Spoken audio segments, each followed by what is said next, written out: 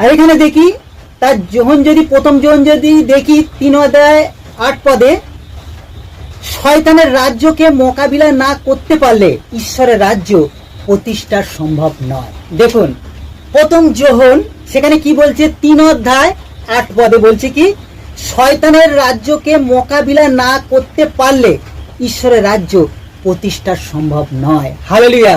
আজকে সত্যি তাই, শয়তানের যে রাজ্য আছে, আজকে আমরা দেখলাম শয়তানের যে রাজ্যকে আমাদেরকে মোকাবিলা করতে হবে, শয়তানের সাথে আমাদেরকে লড়তে হবে, তার সকল ছল চাতুরিকে ভেঙে দিতে হবে আমাদেরকে।